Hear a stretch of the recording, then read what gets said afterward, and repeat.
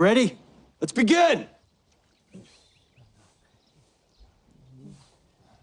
Begin what, exactly? Yeah, I heard you breathe. I was ready to breathe. Okay, Okay. we'll inhale together. Let's go. It'll get better. I will. So what are we doing here? What surprised me most when I read the scripts for season 4 was that I had a big hockey fight right up in episode 2. Usually, any kind of fighting stuff would happen later in season for me. So it was about, okay, I want preparation this time. It was a big sequence, a lot of fun. A way to assert your dominance. 1, 2, 3. You know, I felt pretty sure of like where Samantha would go throughout the season in terms of, you know, her interactions now with Johnny and seeing that side of her life. And then kind of seeing the influence of Johnny. I love that scene with the bottle flip with the with you in the kitchen. That was fun. But you know, the actual tournament and realizing that Sam and Tori would be the title card fight was, we ran out of our trailers and we're like, did you get it? Did you get 10? Have you seen 10? We didn't know. The producers and our writers, geniuses, who didn't tell any of us kids who was gonna actually win the tournament. All right, LaRusso, you ready to kick some ass? Yes, Sensei. If that's okay with my other Sensei. I want you to win more than anyone. I was like, felt like a fan sitting there reading it. I was like, holy crap, jaw on the floor. It was really fun. You see, when Sam was a little girl, she used to walk around the dealership like she owned the place, so... Yeah, well, can you blame her? She was practically Reese on that showroom floor.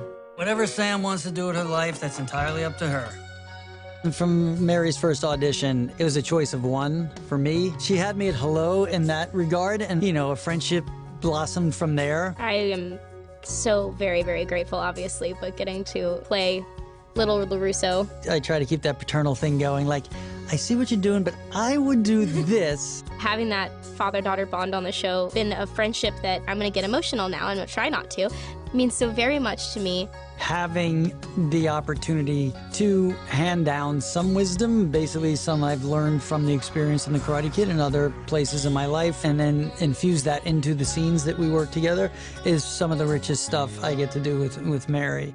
I want you to be you. You sure you're ready? As I'll ever be. Redemption is always part of the Karate Kid universe, you know, and certainly with Cobra Kai, at the onset of the series, coming in through the eyes of Johnny Lawrence, you know, you're taking a character who was the ultimate nemesis to the protagonist of the Karate Kid and Daniel LaRusso, and you're peeling onion layers off to see who this guy really was, and that's part of the exploration of the concept of Cobra Kai. Maybe we could hash things out. From Daniel LaRusso's perspective, he was the happily ever after, you know? He won the trophy, he got the great wife and the wonderful family and the successful business. And now through the opening of Cobra Kai has slid down this mountain and lost his balance without his mentor, and in his midlife crisis needs to redeem himself. So it's woven throughout and then handed down to the next generation and how they are slipping and falling and skinning their knees and having to figure it out. What the heck? Today we're gonna practice our front sweeps on Hawk. I think the fun of Cobra Kai is that nobody's the good guy or the bad guy, and that, you know, everybody's on this very cyclical redemption arc. As soon as you figure something out, there's a whole new problem you gotta start over with again.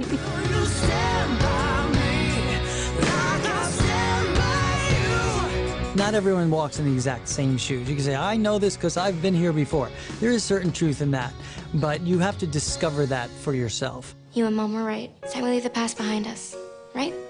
Yeah. And certainly in the case of Daniel and Samantha, that is really a big part of the arc in season 4. Daniel getting too wrapped up in the Johnny Lawrence of it all. And to the flip side, Johnny getting too wrapped up in the Daniel LaRusso of it all with his relationship with Miguel. Those themes really are hit upon, where you need to let go and trust what you've given, that would be taken to heart. In Miyagi-Do, when an opponent comes swinging at you, you always respond in a circular motion. Life's like that, too.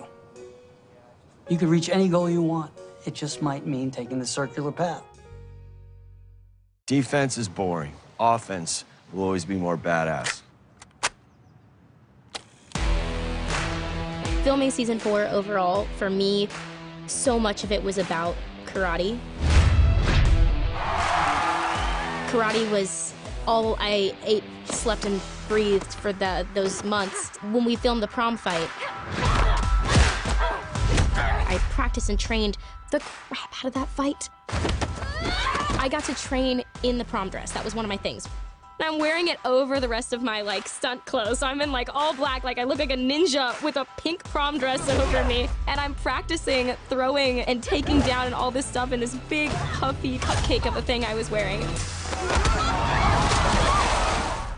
Some of my favorite scenes from season 4, it was fun doing the scene with Billy and having the rematch, if you will. So this is real? Sensei and Sensei are gonna throw down. That's awesome. Us really caring for and about each other and creating its own narrative as opposed to trying to redo something that was becoming so iconic.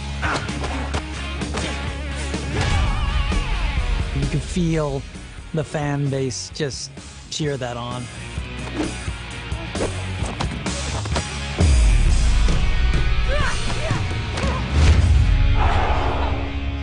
That was good. Let's try it again. Okay.